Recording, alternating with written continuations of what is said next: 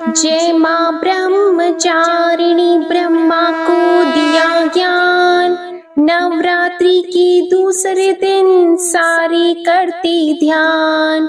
शिव को पाने के लिए किया है तप भारी। ओम नमः शिवाय जप कर शिव की बनी वो प्यारी।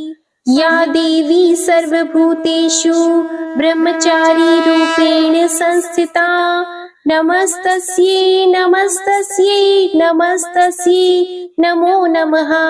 जय माता दी। ओम नमः शिवाय। प्रिय भक्तजनों, आज आषाढ़ गुप्त नवरात्रि का दूसरा दिन है और आज आषाढ़ मास की शुक्ल पक्ष की द्वितीया तिथि है। आज का दूसरा दिन गुप्त नवरात्रि की 10 महाविद्याओं में से माँ तारा को समर्पित है तथा 9 दुर्गा स्वरूपा माँ ब्रह्मचारिणी जी की पूजा की जाती है। मान्यता है कि जो मनुष्य इस दिन माँ ब्रह्मचारिणी जी और माँ तारा जी की कथा का श्रवण करते हैं और पूजा व्रत करते हैं तो माता रानी उन भक्तों को भयंकर विपत्ति से मुक्ति दिलाती है और साथ ही लंबी उम्र का आशीर्वाद प्राप्त होता है। इसी के साथ घर में सुख समृद्धि आती है। तो आज मैं सुनाने जा रही हूँ गुप्त नवरात्रि में सुनी जाने वाली माँ ब्रह्मचारिणी तथा माँ तारा की बड़ी ही दुर्लभ तथा पौराणिक कथा।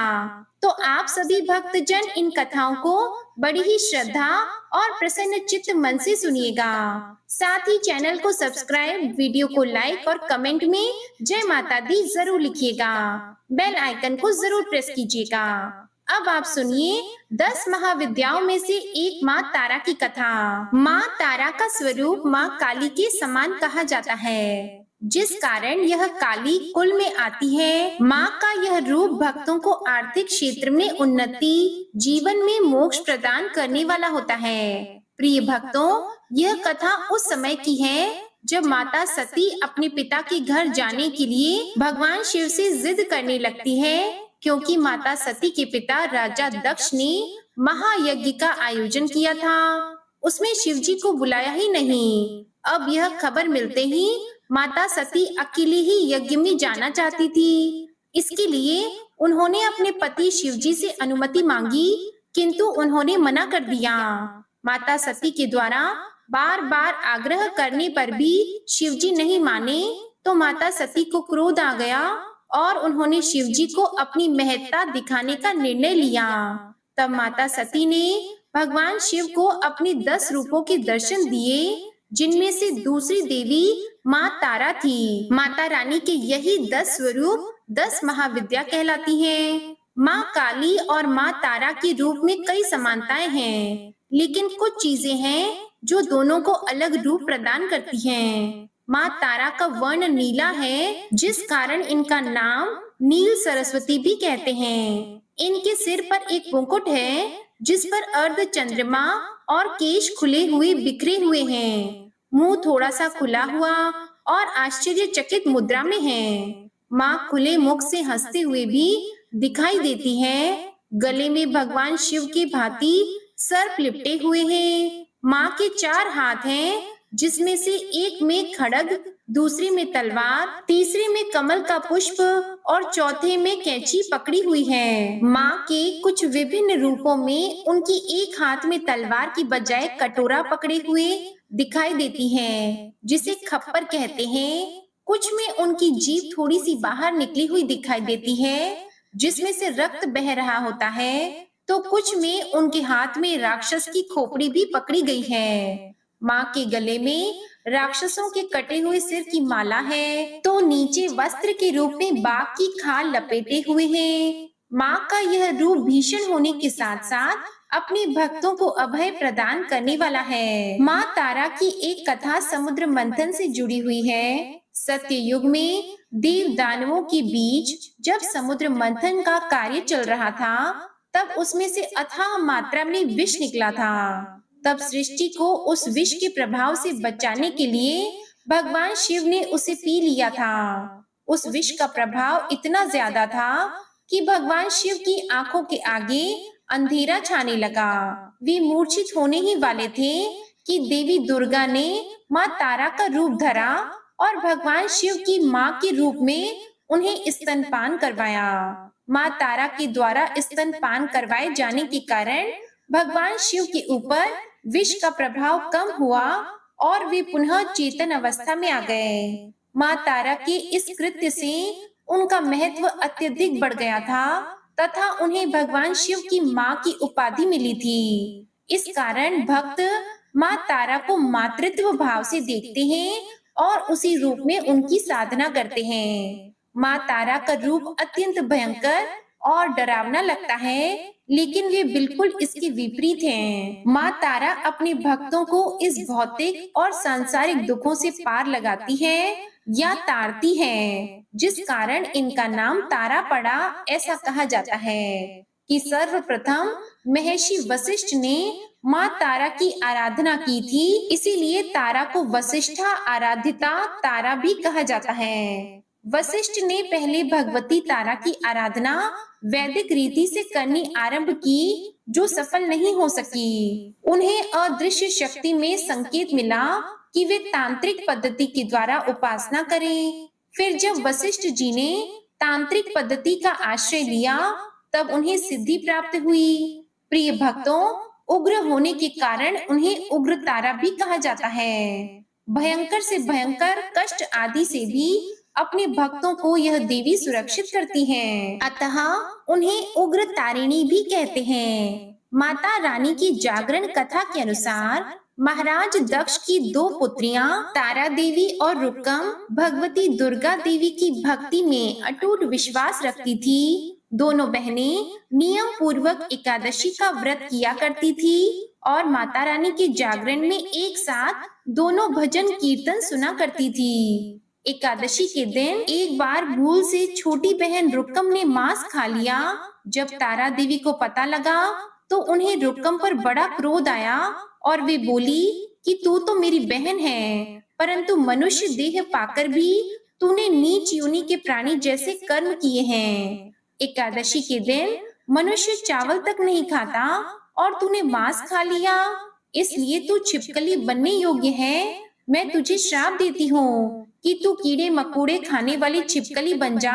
बड़ी बहन के मुख से निकले शब्दों को रुक्कम ने स्वीकार किया और साथ ही प्रायश्चित का उपाय पूछा।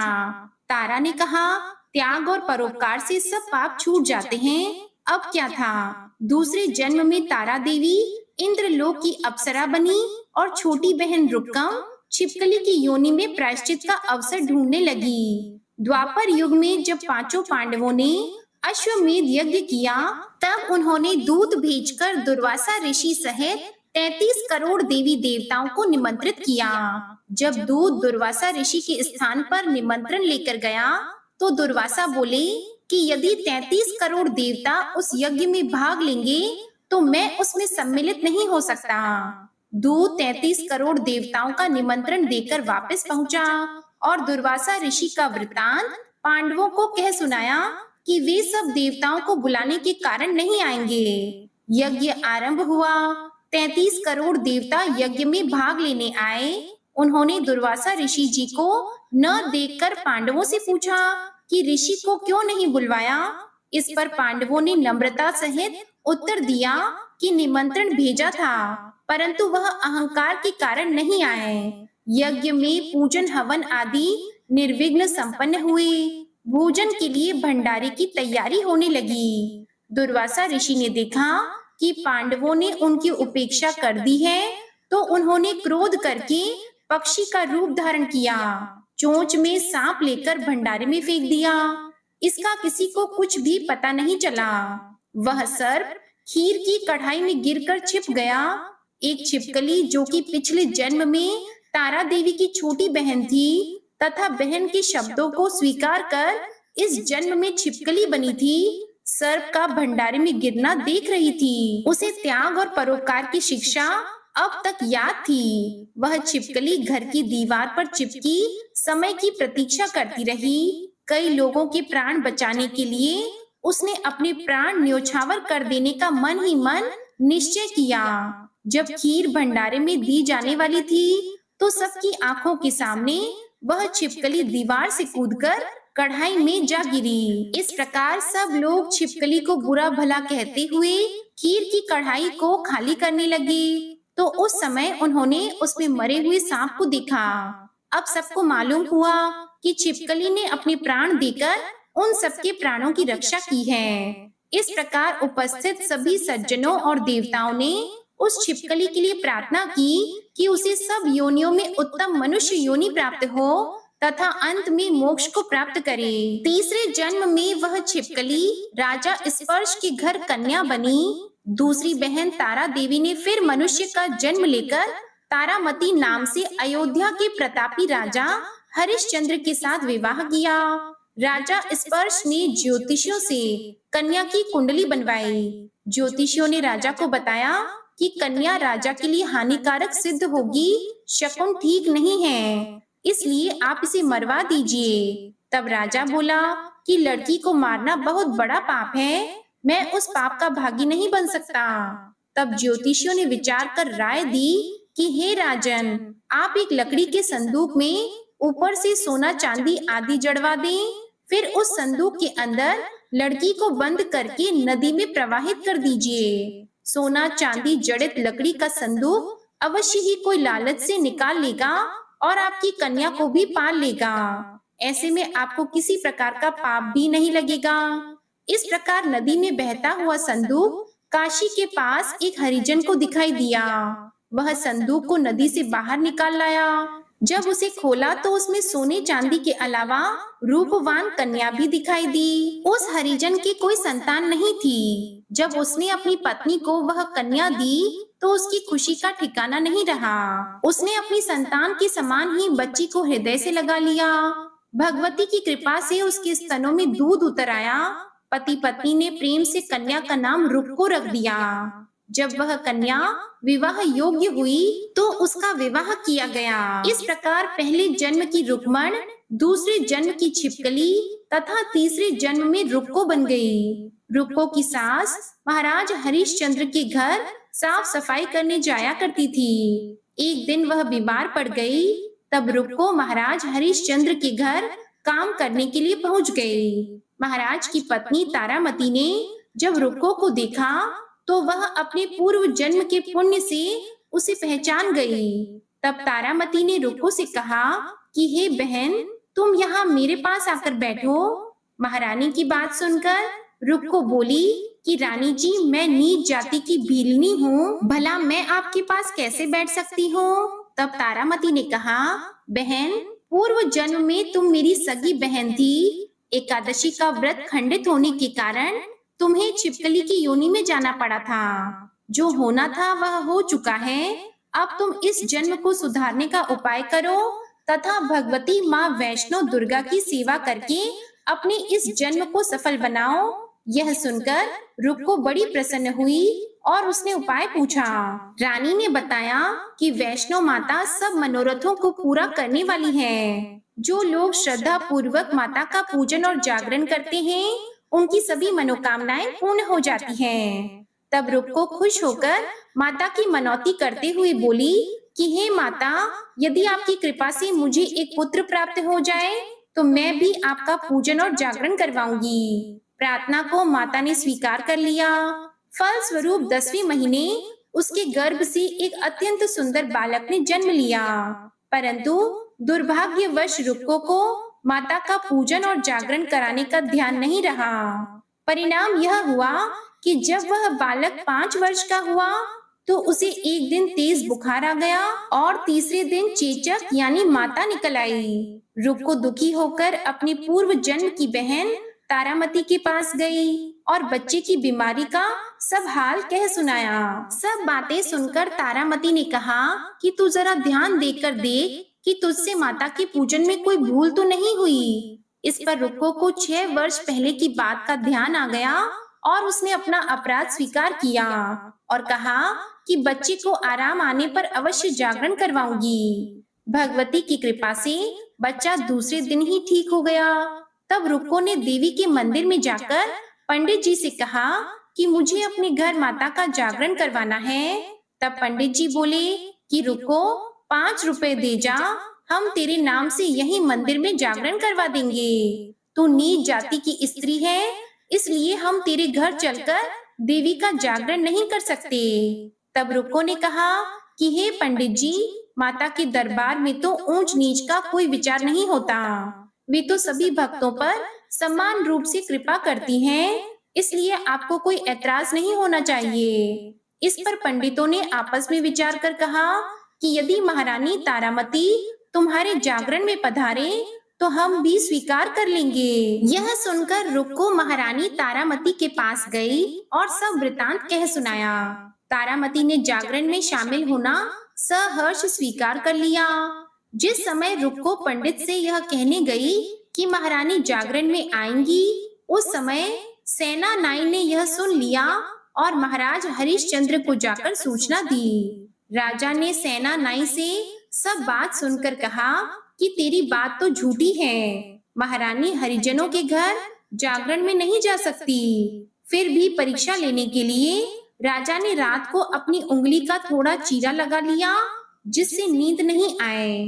तब रानी तारामती ने जब यह देखा कि जागरण का समय हो रहा है परंतु महाराज को नींद नहीं आ रही, तो उसने माता वैष्णो देवी से मन ही मन प्रार्थना की कि हे माता, आप किसी उपाय से राजा को तुरंत सुला दें ताकि मैं जागरण में सम्मिलित हो सकूं। राजा को नींद आ गई। रानी तारामती रोशनदान से रस्सी बांधकर महल से उतरी और रुक्को के घर जा पहुंची। उस समय जल्दी के कारण रानी के हाथ का रेशमी रुमाल तथा पांव की एक पायल रास्ते में गिर गई। उधर थोड़ी देर बाद राजा हरिश्चंद्र की नींद खुल गई। तब वह रानी का पता लगाने के लिए निकल पड़े। मार्ग में पायल और रुमाल उनको मिले और वह जागरण वाले स्थान पर जा पहुँचे। राजा ने दोनों चीजें रास्ते से उठाकर अपने पास रख ली और जहाँ जागरण हो रहा था वहाँ पर एक कोने में चुपचाप बैठकर सब दृश्य देखने लगे। जब जागरण समाप्त हुआ तो सबने माता की आरती और अरदास की। उसके बाद प्रसाद बांटा गया। रानी तारामती को जब प्रसाद मिला तो उसने झोली में रख लिया। यह देखकर लोगों ने पूछा कि आपने प्रसाद क्यों नहीं खाया? यदि आप प्रसाद नहीं खाएंगी तो कोई भी नहीं खाएगा। तब रानी बोली कि तुमने जो मुझे प्रसाद दिया है वह मैंने महाराज के लिए रख लिया। अब मुझे मेरा प्रसाद दे दो। अब की बार प्रसाद लेकर तारा ने खा लिया। उसके बाद सब भक्तों ने माता का प्रसाद खाया। इस प्रकार जागरण समाप्त करके प्रसाद खाने के बाद रानी तारामती घर की ओर चली। तब राजा ने आगे बढ़कर रास्ता रोक लिया और कहा कि तुमने नीच के घर का खाना खाकर अपना धर्म भ्रष्ट किया है। अब तुझे मैं इस घर में कैसे रखूं? तूने तो कुल की मर्यादा और मेरी प्रतिष्ठा का कोई भी ध्यान नहीं रखा। जो प्रसाद तू अपनी झोली में रखकर मेरे लिए लाई है, उसे खिलाकर मुझे भी अपवित्र करना चाहती है। ऐसा कहते हुए जब राजा ने झोली की ओर देखा तब भगवती वैष्णो देवी माँ दुर्गा की कृपा से प्रसाद के स्थान पर चंपा, गुलाब, गेंदा के फूल और कच्चे चावल, सुपारी, मखाने, छुआरे और नारियल दिखाई दिए। इसी प्रसाद को ही बाटे का प्रसाद कहते हैं। राजा हरिश्चंद्र रानी तारा को लेकर साथ लौट आया। वहाँ रानी ने ज्वाला मैया की शक्ति से बिना माचिस और चमकीले पत्थर की सहायता लिए बिना राजा को अग्नि प्रज्वलित करके दिखाई, जिसे देखकर राजा का आश्चर्य और बढ़ गया। राजा के मन में देवी के प्रति विश्वास और श्रद्धा जाग उठी। इसके बाद राजा ने रानी से कहा कि मैं माता के प्रत्यक्ष दर्शन करना चाहता हूँ। रानी बोली कि प्रत्यक्ष दर्शन करने के लिए बहुत बड़ा त्याग होना चाहिए। यदि आप अपने पुत्र रोहित की बलि दे सकें तो आपको दुर्गा देवी के प्रत्यक्ष दर्शन प्राप्त हो सकते हैं। राजा के मन में देवी के दर्शन करने की लगन हो गई थी। राजा ने पुत्र का मोह त्याग कर रोहित का सिर देवी को अर्पण कर दिया। ऐसी सच्ची श्रद्धा एवं विश्वास देखकर दुर्गा माता सिंह पर सवार होकर उसी समय प्रकट हो गई और राजा हरिश्चंद्र माता के दर्शन करके कृतार्थ हुए। मरा हुआ पुत्र भी जीवित हो गया।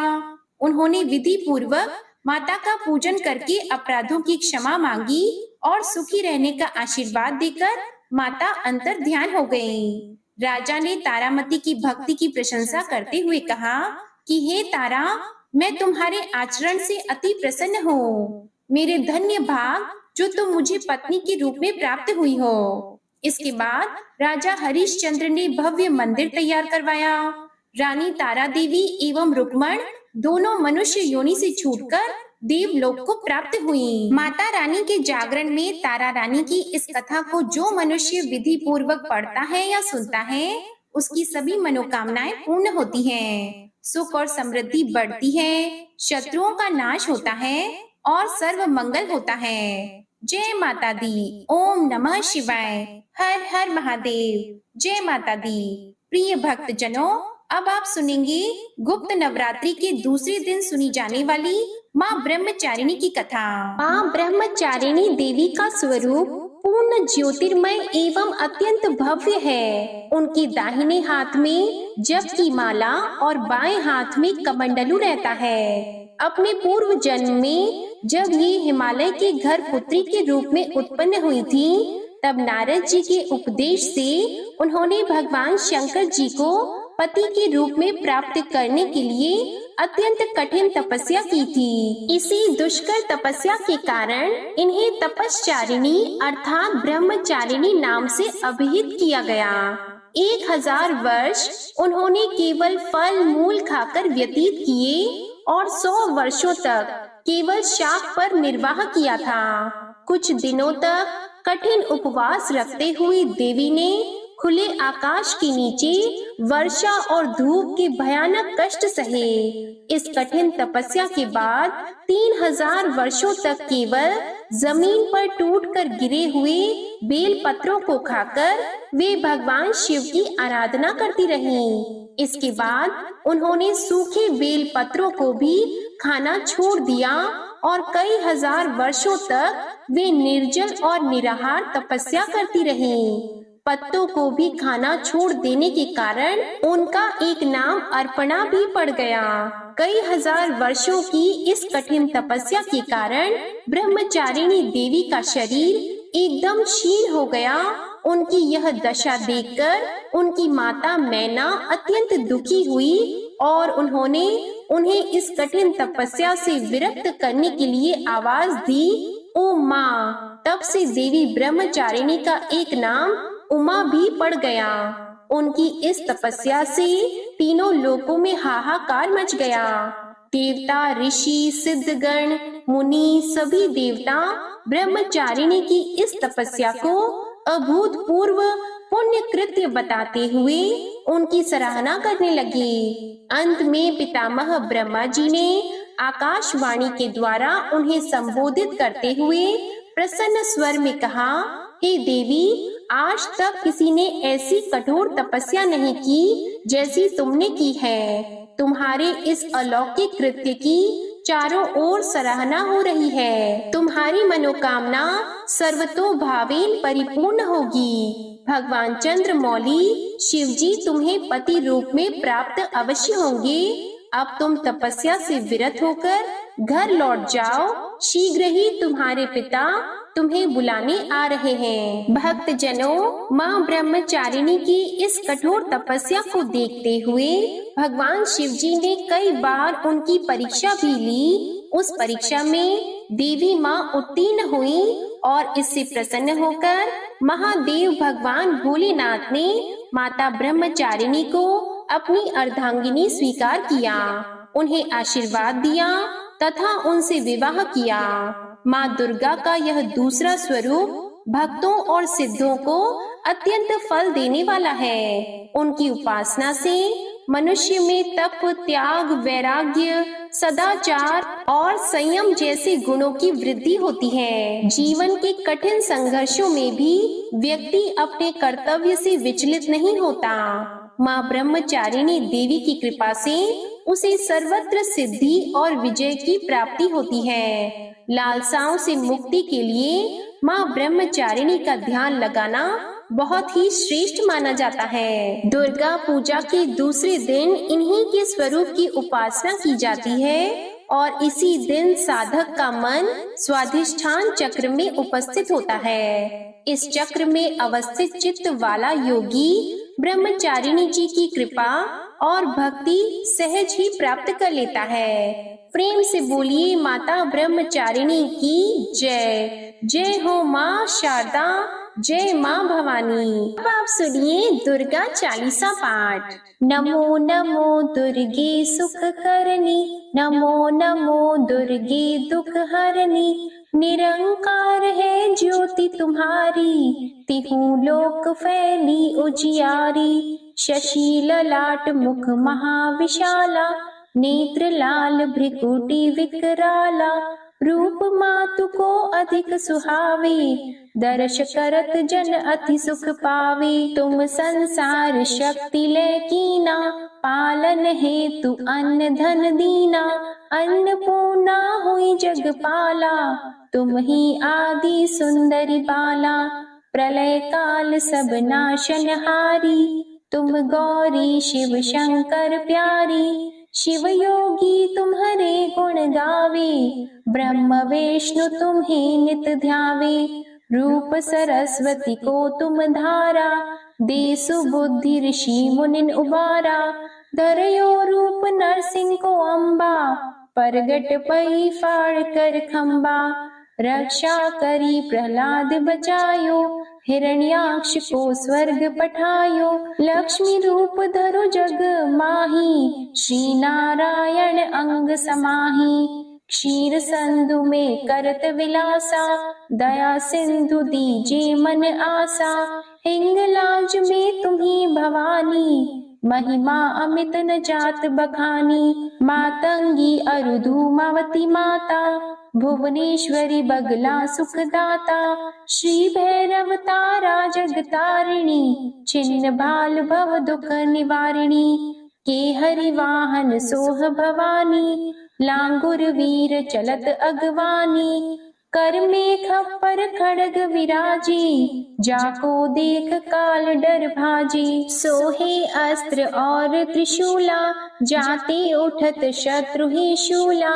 नगर कोट में तुम्ही विराजत, तिहु लोक में डंका बाजत। शुंभ निशुंभ दानव तुम मारे, रक्त बीज शंखन सहारे। महिषासुर नृप अति अभिमानी, जियग भार मही अकुलानी। रूप कराल कालिका धारा, सीन सहित तुम तिहि सहारा। परिगाढ़ संतन पर जब जब भई सहाय, मातु तुम तब तब। अमरपुरी अरुबा सवलोका, तब महिमा सब रहे अशोका। ज्वाला में है ज्योति तुम्हारी, तुम्हें सदा पूजे नर नारी। प्रेम भक्ति से जो यश गावे, दुख दारिद्र निकट नहीं आवे। ध्यावे तुम्हें जो नर मन लाई, जन्म मरणता को छुट जाई। जोगी सुर मुनि कहत पुकारी, योग न हो बिन शक्ति तुम्हारी। शंकर आचारज तप कीनो, काम अरु क्रोध जित सब लीनो। निश दिन ध्यान धरो शंकर को, काहु काल नहीं सुमिरो तुमको। शक्ति रूप का मर मन पायो, शक्ति गई तब मन पछतायो। शरणागत हुई कीर्ति बखानी, जय जय जय जगदम्बा भवानी। भई प्रसन्न आदि जगदम्बा, दई शक्ति नहीं कीन विलंबा। मोको मातु कष्ट अति घेरो, तुम बिन कौन हरे दुख मेरो। आशा तृष्णा निपट सतावे, मोह मदादिक सब बिनशावे।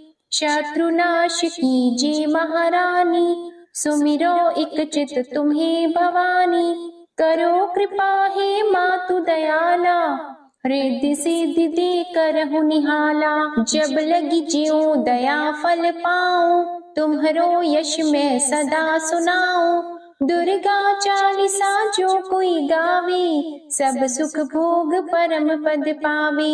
देवी दास शरण निज जानी, करहु कृपा जगदम्बा भवानी। श्री दुर्गा चालीसा समाप्त होती है। प्रेम से बोलिए माँ अम्बे की जय। आप सभी भक्त जनों को आज की ये कथा पसंद आए तो वीडियो को लाइक कीजिएगा, शेयर कीजिएगा। कमेंट में माँ तारा देवी और माँ ब्रह्मचारिणी जी की जय लिखिएगा और हमारे चैनल आध्यात्मिक सागर को सब्सक्राइब जरूर कीजिएगा। प्रेम से बोलिए माँ अम्बे की जय।